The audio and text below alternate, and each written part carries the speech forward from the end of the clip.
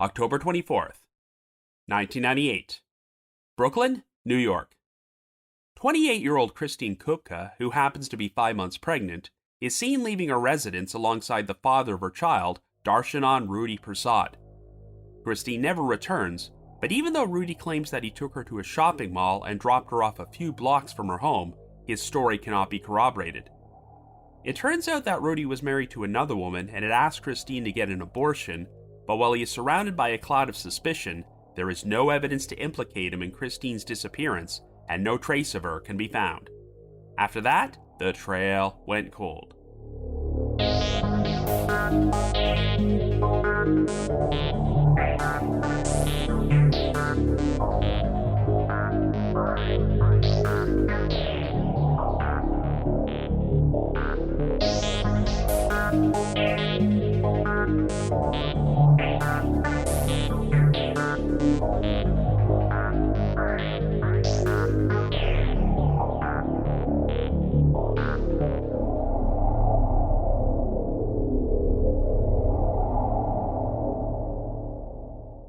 Hello everyone, and welcome to our latest episode of The Trail Went Cold. I'm your host Robin Warder, and today we're going to be discussing a missing persons case involving a pregnant woman, the 1998 disappearance of Kristine Kupka.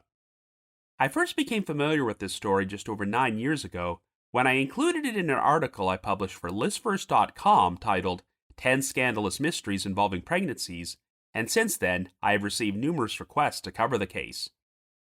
At the time she went missing, Kristine Kupka was a student at Baruch College in New York and happened to be 5 months pregnant. The father of Kristine's unborn child was one of her former college instructors, Darshanand Rudy Persaud, but when they started dating, Kristine was not yet aware that Rudy was engaged to be married to another woman. Naturally, Rudy was less than thrilled when he learned about Kristine's pregnancy and wanted her to get an abortion, but even if their relationship could no longer work out, Kristine was still determined to have this baby and raise them as a single mother.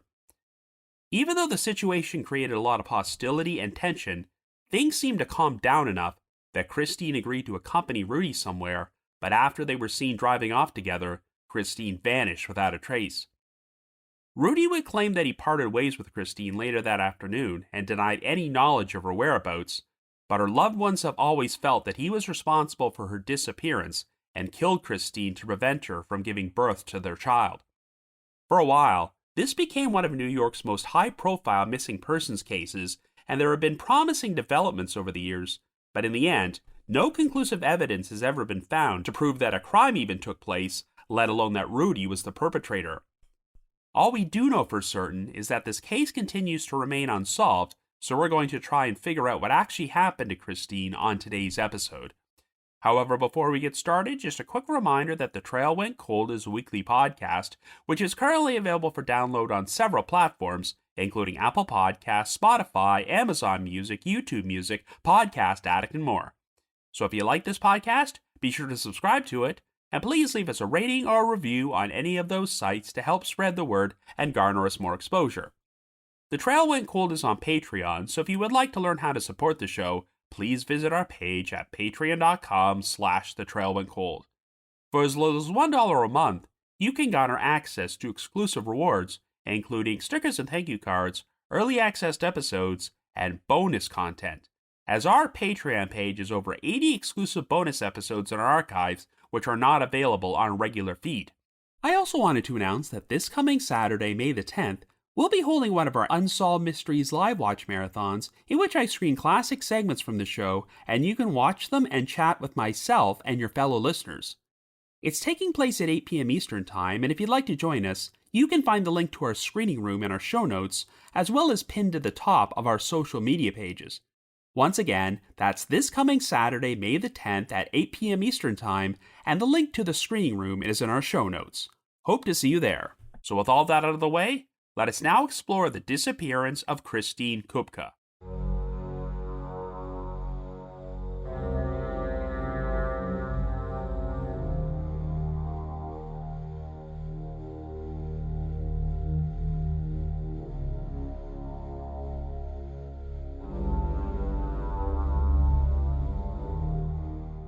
Our story begins in New York City in 1998 and our central figure is 28-year-old Kristine Kupka.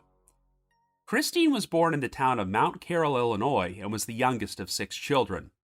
At some point, her parents got divorced, and her father, who worked as a firefighter, passed away when Kristine was 11 years old.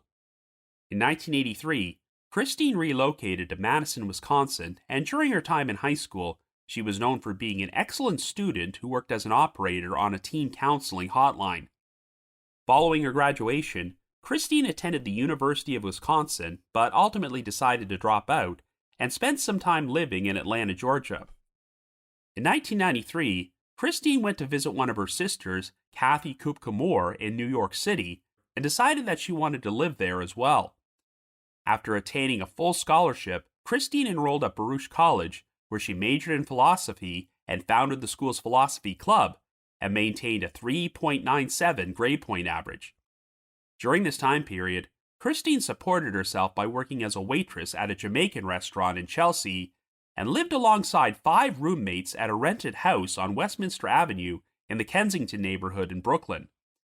Kristine was described as being an intelligent, strong-willed person, and after she graduated from Baruch College, she planned to attend law school and hoped to become a civil rights attorney who would focus on women's issues.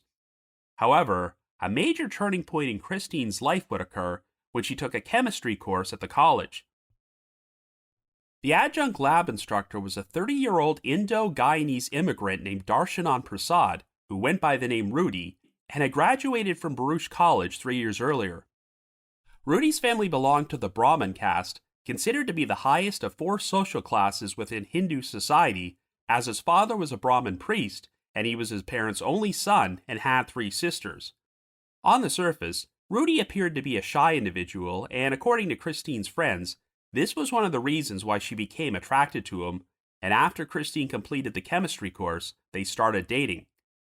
However, in June of 1998, while Rudy was supposedly away on a business trip to Turkey, Kristine discovered that she was pregnant. Well, when Kristine informed Rudy about this news, he did not react well, and initially attempted to deny that the child was even his, claiming that he had undergone what he described as a quote-unquote partial vasectomy. However, even though Kristine and Rudy only had sex on one occasion, Kristine maintained that he had to be the father since she had not slept with anyone else during this time period. Rudy backed off from his denials, but broke down crying and started begging Kristine to get an abortion. You see, it turned out that Rudy's so-called business trip to Turkey was actually a honeymoon, as he had recently gotten married to another Brahmin woman named Rochelle, who worked as an accountant at the Manhattan office of the Dreyfus Corporation. The marriage had not yet taken place at the time the child was conceived, but Kristine had no idea that Rudy was involved with another woman and was taken by complete surprise. Rudy said that he and his new bride were now living with his parents, and they were planning to pay his tuition to attend dental school. Rudy claimed that if his family ever found out about Kristine's pregnancy, they would disown him, and he would be ostracized from the Brahmin community. This is why he desperately wanted Kristine to have an abortion, as Rudy repeatedly said that the baby would, quote-unquote, ruin his life. In spite of this shocking revelation, Kristine was still looking forward to having this baby, so she was determined to keep it and raise the child as a single mother if need be. Kristine maintained a particularly close relationship with her older sister Kathy, who also lived in Brooklyn and was a mother herself. Kathy gave Kristine her own child's high chair, playpen, and baby carrier, and once the baby was born, Kathy agreed to look after it for at least 2 nights per week, so Kristine could continue working shifts at the Jamaican restaurant, as she still hoped to save up money and attend law school in a few years.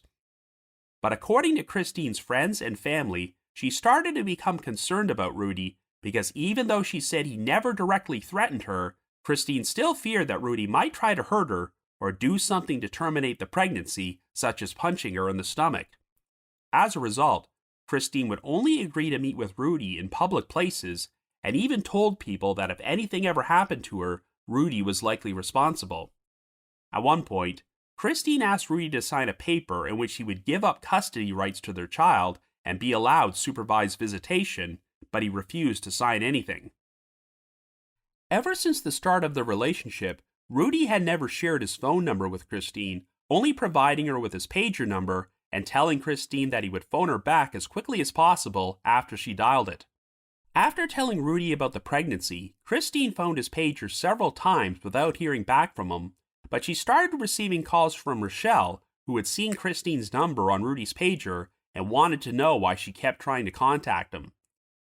Kristine eventually told Rochelle about her pregnancy, but assured her that she had no idea that Rudy was engaged when they started their relationship. She told Rochelle that she did not want to ruin their marriage, but since Rudy was her baby's father, she still wanted him to be a part of their life, as Kristine worried that the child's emotional well-being might be affected if they did not have a relationship with both their parents. Kristine also said that she was going to list Rudy as the child's father on the birth certificate and possibly sue him for child support in the future once she started attending law school. Well, Rochelle became very hostile and angry towards Kristine when she learned about the pregnancy. Rochelle even said that she no longer wanted Rudy and told Kristine that she could have him, but Kristine had no desire to continue the relationship. For a while, Kristine and Rudy ceased to have any contact with each other, but sometime in October, when Kristine was 5 months pregnant, Rudy suddenly showed up at the doorstep of her residence. He told Kristine that his wife and his parents had kicked him out of the house once they learned about the pregnancy, so he was now staying with one of his cousins and surviving by collecting leftover food from Dunkin' Donuts. Kristine was surprised when Rudy became more supportive and enthusiastic about her pregnancy, as he suggested some Hindu names for the child and even volunteered to be her birthing coach.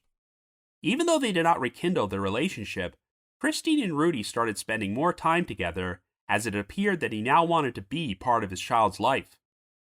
Shortly after 11 a.m. on Saturday, October the 24th, Rudy showed up at Kristine's residence in Brooklyn to see her. Since Kristine had overslept, Rudy was led into the house by one of her roommates, Özlem Akabog, who claimed that he appeared to be nervous and was pacing around with his hands in his pockets.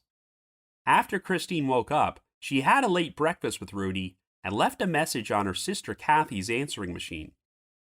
Kristine said that she was going to accompany Rudy to his new apartment in Queens in order to help him clean it, but she would call Kathy later that afternoon.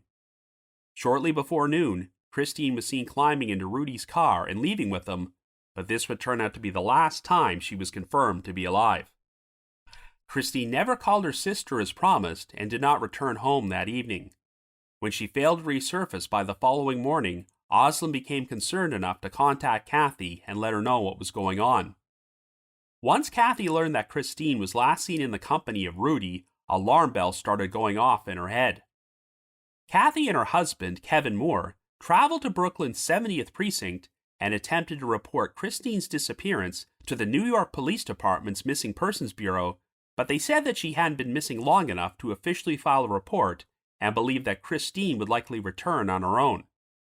However, Kathy found it unlikely that her sister would have disappeared voluntarily, as she was not wearing a coat and did not appear to have much money on her when she was seen leaving her residence, and she left behind all of her personal belongings, including some prenatal vitamins she had been taking.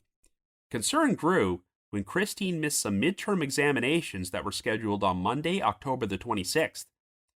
She also missed some appointments with her midwife, as well as her next shift at the Jamaican restaurant, even though it was very out of character for her to do so without telling anyone. Since Kristine had last been seen with Rudy, Kathy and Kevin did everything they could to find out where he lived, and would also be joined by Kristine's ex-boyfriend, Nick Papanicolaou, who would remain close friends with her even after they broke up years earlier.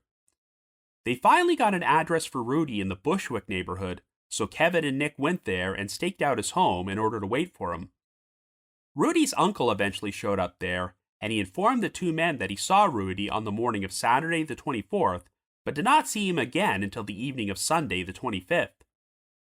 Rudy's mother also soon showed up and was informed by Kevin and Nick that they wanted to question him about Kristine's disappearance. Well, when nightfall hit, an NYPD van pulled up to the residence, and two officers climbed out with their guns drawn, and they ordered Kevin and Nick out of their car. The two men were frisked by the officers, and while this was going on, Rudy climbed out of the van, as it turned out that his mother had called him to warn that Kevin and Nick were looking for him, so he'd requested a police escort home. A heated exchange ensued, in which Rudy was asked about what happened to Kristine.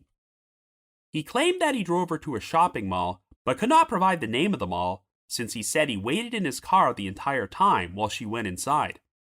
After Kristine completed her shopping, Rudy started to drive her home, but she said that she wanted to stop off at a health food store in her neighborhood. Rudy then said that he dropped Kristine off near the store sometime between 3 and 4 p.m., and since it was only 2 blocks from her residence, she would walk the rest of the way home. They went their separate ways, but Rudy claimed that he had no idea what happened to Kristine afterwards. The NYPD officially filed a missing persons report for Kristine, and on November the 2nd, 9 days after she was last seen, Rudy would be questioned at the 70th precinct with his attorney at his side.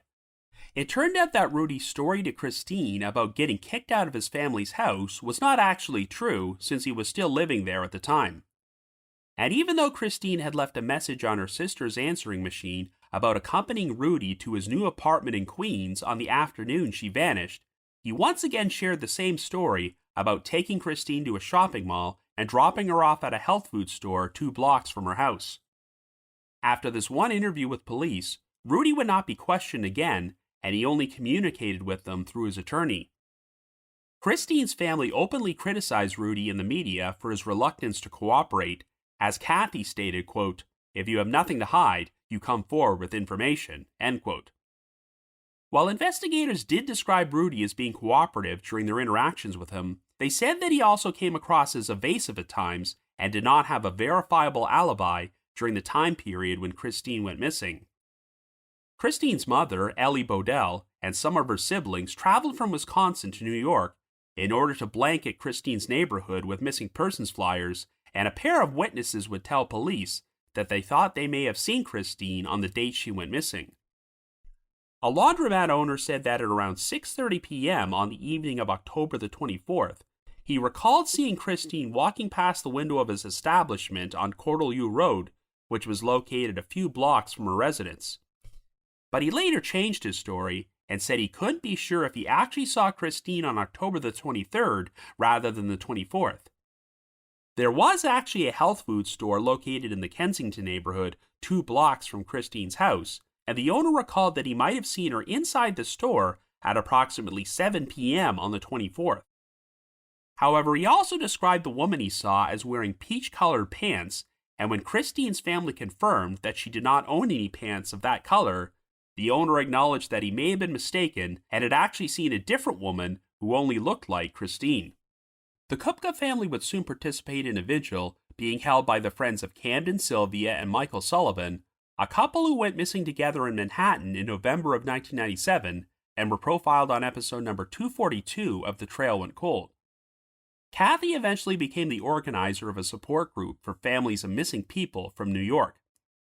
The case wound up garnering so much publicity that Kristine's photograph was displayed on the cover of the January 11th, 1999 edition of New York Magazine under the headline, "What Happened to Kristine Kupka?" and the subheading, quote, "10 weeks ago, she went off with the father of her unborn child. He came back, she didn't," end quote.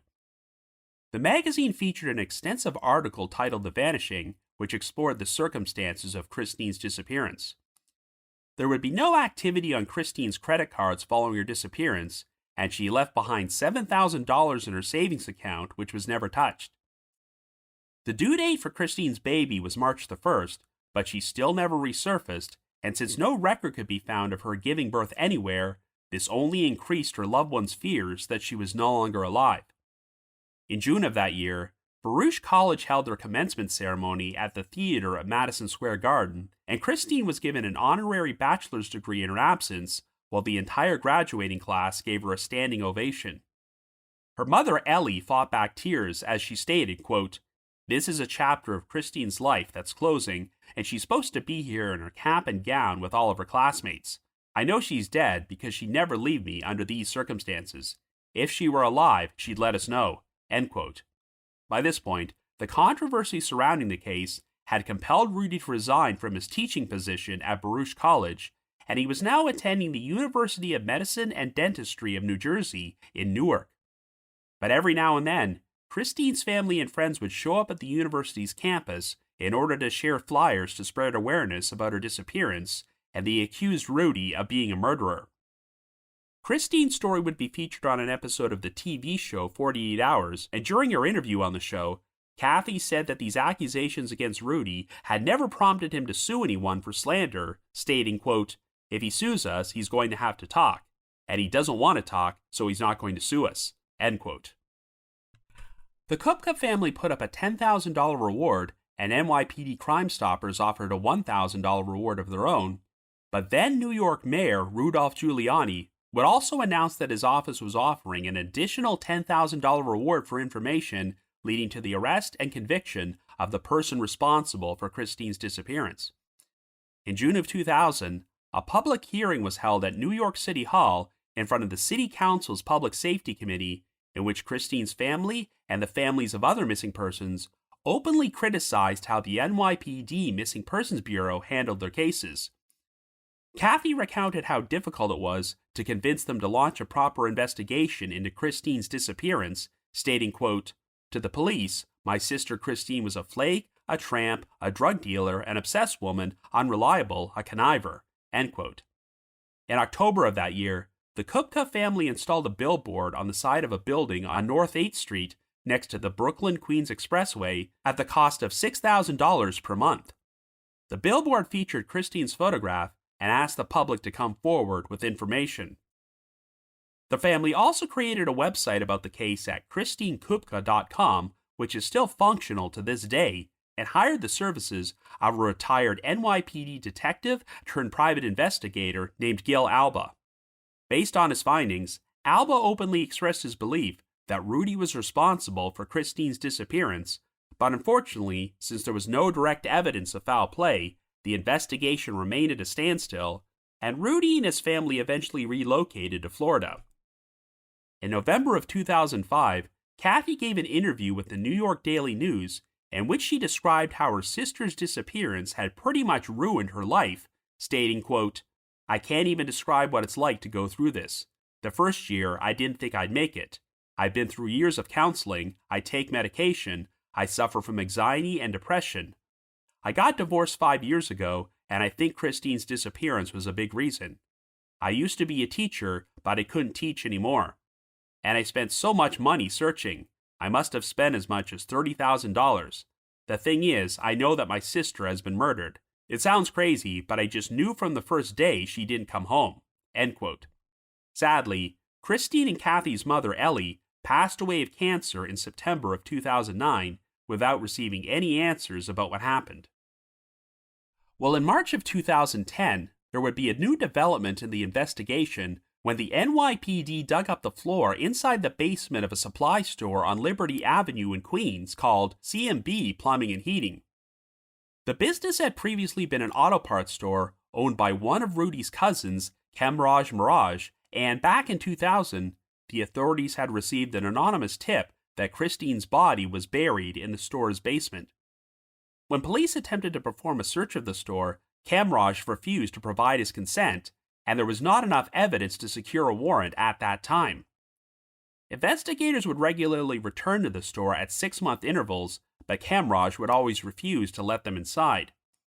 According to Kathy, both she and Gil Alba pleaded with Kemraj to consent to a search, but she said he, quote-unquote, got nasty, so she stopped asking him. However, in January of 2010, Kemraj finally sold his store and moved to Florida, and when law enforcement contacted the new owner, he allowed them to search the basement. A cadaver dog wound up leading police to a 6-inch slab of concrete in the basement, which appeared to be shoddily installed, giving off the impression that human remains might be buried there. A dig was performed on this section of concrete, but the only things that turned up were some animal bones, and no evidence of foul play could be found. In spite of this, investigators have not discounted the possibility that Kristine's remains may have been buried there at some point and were moved elsewhere before the search took place. It was also reported that investigators suspected that Kemraj and another unnamed cousin of Rudy's may have helped him cover up the crime. By this point, Rudy was living in Tampa, Florida, and was married and had children and started his own dental practice, but the media were unable to reach him for comment about the search of his cousin's former shop. Kathy told the press that she once traveled all the way to Tampa to confront Rudy and even sent him photographs of her sister. Since Kristine always expressed a desire to be cremated, Kathy has said that if her remains are ever recovered, she will honor her sister's wishes and keep the ashes inside an urn. Unfortunately, there don't seem to have been any major developments in the investigation since this dig took place, so after more than 26 years, Kristine Kupka continues to remain a missing person.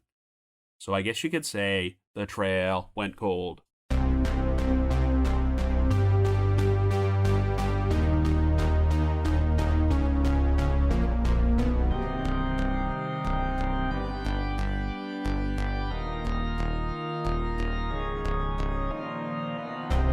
So I suppose the most diplomatic way I can start off an analysis is by stating that some cold cases featured on The Trail Went Cold are far less mysterious than others, and I would say that this is one of them. From researching this case online, it goes without saying that there is a majority opinion about what happened, and most people concur with the belief from Kristine Kupka's family that she was likely murdered by Darshanand Rudy Persaud. But while it's easy to believe this, there is also zero evidence that a crime was even committed, let alone that Rudy was the responsible party, so he is still innocent until proven guilty. I have seen plenty of cases just like this one, where the last known person seen with the victim becomes the prime suspect, but even though said suspect will often provide a rather unbelievable story about how they went their separate ways, there is technically no way to disprove it. The New York Police Department faced a lot of criticism from Kristine's family about how they initially didn't take her disappearance as seriously as they should have, and that's a perfectly valid complaint. An official investigation was not launched until 1 week after Kristine went missing, so if they had acted quicker, the police might have been able to obtain more evidence before the responsible party had enough time to cover up what they did. But at the same time, I certainly can't blame the NYPD for not making any arrests. While I have seen missing persons cases in which the evidence was strong enough to charge a suspect without the victim's body, that is certainly not the situation here. Yes, given that Kristine was 5 months pregnant at the time she went missing, and there's zero record of her giving birth, and no paper trail for her at all after October the 24th, 1998, it is a given that she's deceased. But if by chance Rudy is telling the truth, and he dropped Kristine off a few blocks from her home, you can't discount the possibility that something else happened to her afterward. During an interview for the aforementioned New York Magazine article in January of 1999, Lieutenant Philip Mahoney, the commanding officer of the NYPD Missing Persons Bureau at that time, perfectly summed up the situation when he stated, quote, "I can tell you this, none of the 4 detectives on this case think it's open and shut. This Rudy may be the guy. You certainly had a guy with a motive. He was the last one seen with her, you can't ignore that. But it still doesn't add up. It's no crime to be the last person with somebody. It's no crime for a married guy to get his girlfriend pregnant. It's a shame, but it's not a crime. You can even say, I have plenty of reason to want her gone, but you're still not going to get an arrest on it.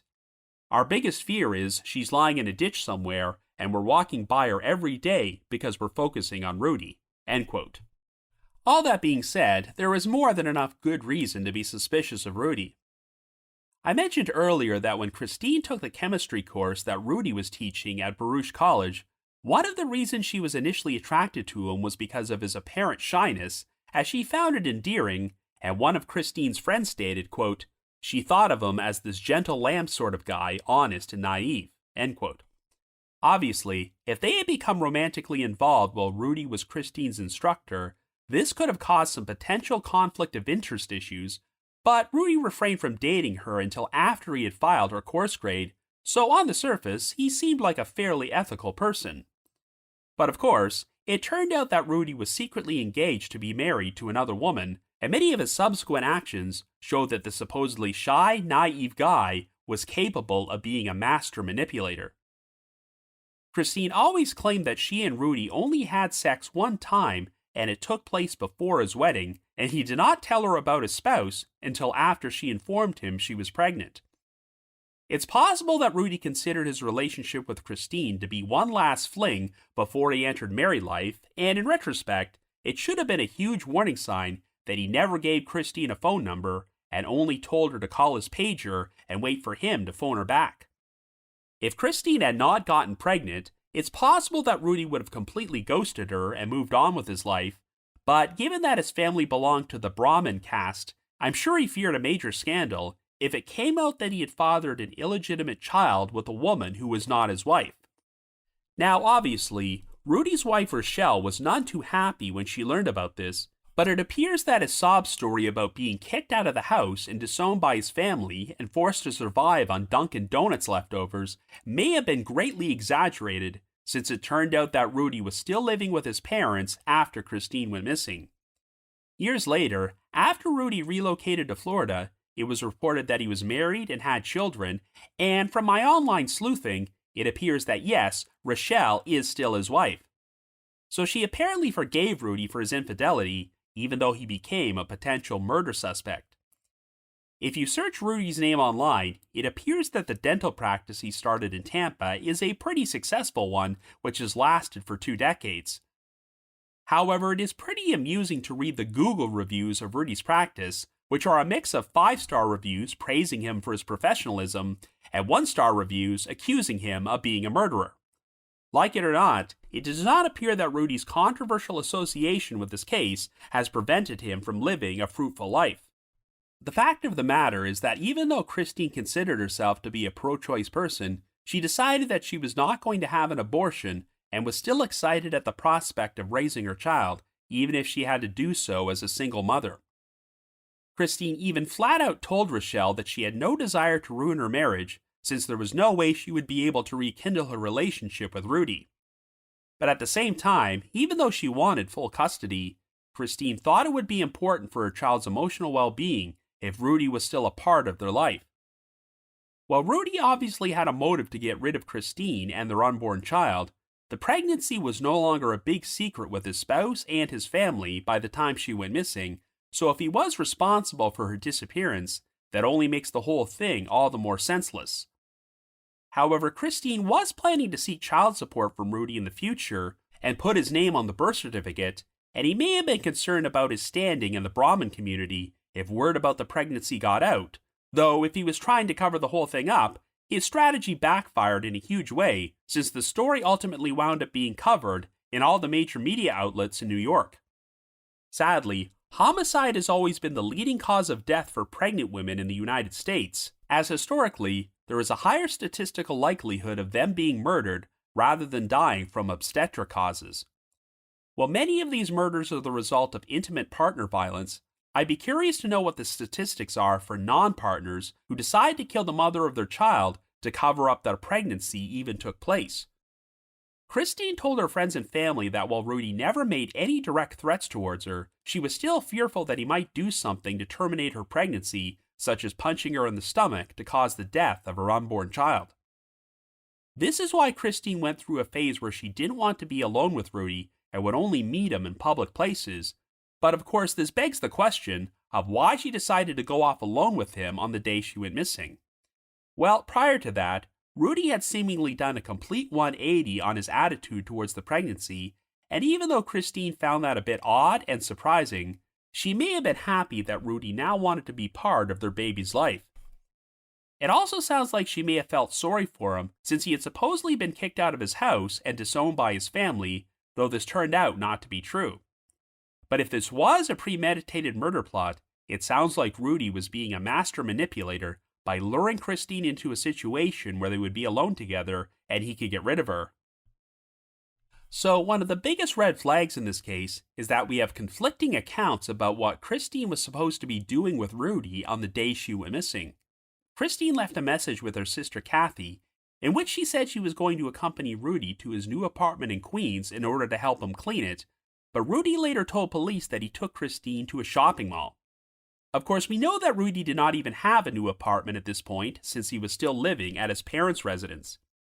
Given that Rudy had to ask for a police escort back to his home when he learned that Kevin Moore and Nick Papanicolaou were waiting for him there, I'm sure he was well aware that the apartment story would not hold water and had to improvise a new one about taking Kristine to a mall. But it wasn't a very convincing news story, since Rudy claimed that he didn't know what mall it was because he waited inside the car the entire time while Kristine went shopping. You see, if Rudy had named a specific mall, Police may have been able to check security footage or interview employees at that location to verify if Kristine was actually there that afternoon, but when your cover story is lacking in details, there's no way to officially disprove it. According to Kristine's roommate, Aslam Akabag, when Rudy first arrived at their house that morning, Kristine had not yet woken up, and Rudy seemed to be pacing around nervously while he waited for her to get ready. If Rudy was planning to commit murder, he may have only thought that he would be picking Kristine up and not have to interact with any of her roommates, so when Kristine slept in, it threw a small monkey wrench into his plans and caused him to become anxious. Now, Rudy claimed that instead of driving Kristine home after they left the mall, he dropped her off in the neighborhood 2 blocks away so she could shop at a health food store. To be fair, it turned out there was a health food store in that particular area, and at least initially, both the store owner and the owner of a neighborhood laundromat seemed to back up Rudy's story by claiming that they saw Kristine on that particular date. If they were telling the truth, then I suppose it's possible that after Rudy dropped her off, Kristine could have crossed paths with someone who harmed her before she made it home. However, the problem is that the owners of the health food store and the laundromat both acknowledged that they could have been mistaken, as they either got the dates mixed up or saw an entirely different woman who looked like Kristine. The big issue is that Rudy claimed he dropped off Kristine sometime between 3 and 4 p.m., but the eyewitness sightings took place between 6:30 and 7 p.m. So if these witnesses were accurate, then where would Kristine have been during that 3 to 4 hour window after she parted ways with Rudy? She definitely didn't return home, since her roommates would have reported seeing her, so the most logical explanation is that the witnesses were simply mistaken. Of course, we technically can't prove that something didn't happen to Kristine after Rudy dropped her off, but it seems like quite a coincidence that this would occur once she parted ways with the one individual who had the biggest motive to make her disappear. Unfortunately, it seems to me that once Kristine left her house that day and climbed into a car with Rudy, she likely sealed her fate. Rudy's uncle would later say that he saw him on the morning of Saturday the 24th, shortly before he went to Kristine's house, but did not see him again until the evening of Sunday the 25th. It's been reported that Rudy did not have a strong alibi during that time period, so he very well could have spent the time covering up what he did to Kristine. In 2010, the police performed a dig inside the basement of a shop that had once been owned by Rudy's cousin, Kamraj Miraj, and Kristine's family have expressed their belief that she may have been killed there. While law enforcement didn't reveal this at the time, they had received an anonymous tip all the way back in 2000 that Kristine may have been buried there, but Kamraj would not consent to a police search and they were unable to obtain a warrant. I'm sure the whole situation sounded like the most frustrating catch-22, as the authorities did not have enough evidence to get a warrant, but it also appears that they needed a warrant to procure evidence. The dig could not be made until Kamraj sold the shop and the new owner granted permission for police to perform a search, but even though a cadaver dog detected a scent in one particular section of the basement, no evidence was found. The issue is that over 11 years had passed since Kristine went missing, and I somehow doubt that Kamraj would have sold his business if there were human remains in the basement, particularly since he was well aware that the police had attempted to search there multiple times. So I wouldn't completely discount the possibility that Kristine's remains were buried there at some point before they were dug up again and moved to another location, particularly since the section of the basement which drew the attention of the cadaver dog was described as being a 6-inch slab of concrete which appeared to be shoddily installed. So could someone have dug up Kristine from there and done a half-assed job of putting everything back together? It's possible, but I really have no idea what kind of relationship Rudy had with his cousin. If you were in Kamraj's shoes, would you bury the remains of a person your cousin murdered under the basement of your business and then potentially take all the heat while he went off to live his life in Florida? I don't know if law enforcement has any additional information to indicate that Kristine was buried there besides one anonymous tip, but if Rudy and his family were responsible for what happened, they had ample time to cover their tracks. It's been suspected that another cousin of Rudy's besides Kamraj may have helped him cover up the crime. I have no idea what Rudy's wife or the rest of his family thinks of this whole situation, But if they know or suspect that he murdered Kristine and believe that was a better outcome than him being the father of an illegitimate child, then they might have some really twisted morals. Remember, whoever is responsible for this crime not only murdered an adult woman, but an unborn baby as well. In a way, if Rudy did this, I actually do hope he had help covering the whole thing up, because that would at least mean there are other people out there who know the full truth about what happened and could bring about a resolution in this case if they talked. As it stands right now, even though everyone seems to have a pretty good idea what happened, the whole investigation is in a holding pattern. When a victim goes missing for a long period of time, their loved ones sometimes reach the point where simply recovering the victim's remains and giving them a proper burial is the top priority, and making sure the responsible party faces justice is a secondary concern. But I can only imagine how frustrating this case must be, as the prime suspect, Darshanand Rudy Persaud, seems to have lived a very successful life these past 26 years, whereas the victim never got the opportunity and had to miss out on some major plans that she was very excited about.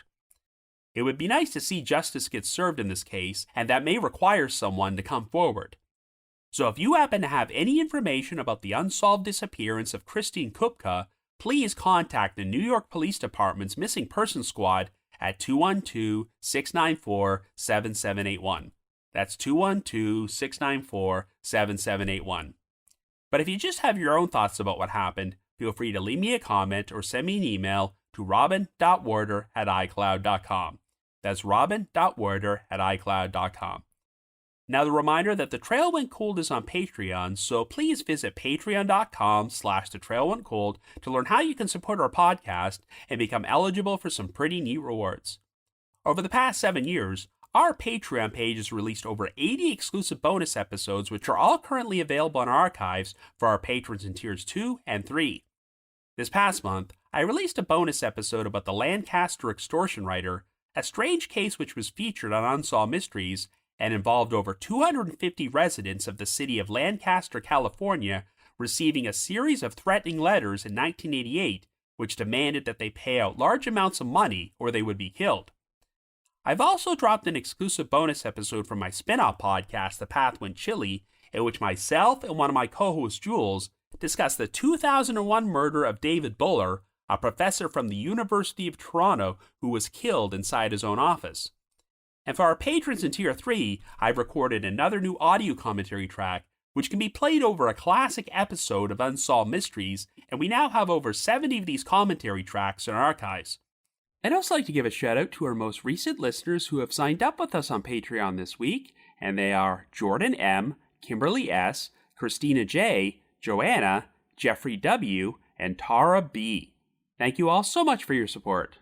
I also wanted to mention that The Trail Went Cold will be appearing on Podcast Row at the True Crime Podcast Festival, which is taking place in Boston, Massachusetts at the Doubletree by Hilton Hotel, Boston North Shore, from July the 18th to the 20th. If you would like to purchase tickets, we have a specialized promo code you can use to get a 20% discount on them. So please visit truecrimepodcastfestival.com and use the promo code ROBIN20 to get 20% off tickets. Once again, visit truecrimepodcastfestival.com and the promo code is ROBIN20. I just wanted to give another shout out to my supporters at the Unsolved Mysteries message board at the Sitcoms Online forum and the Unresolved Mysteries subreddit. I need to provide a big thanks to Miguel Foote, who edits and assembles this podcast together for me, and Vince Nitro, who composed the eerie music you hear on every episode. If you haven't already, you can like us on Facebook, follow us on Twitter and Instagram, or leave us a rating or review on Apple Podcasts, Spotify, Amazon Music, YouTube Music, Podcast Addict, or whatever your favorite podcasting platform is.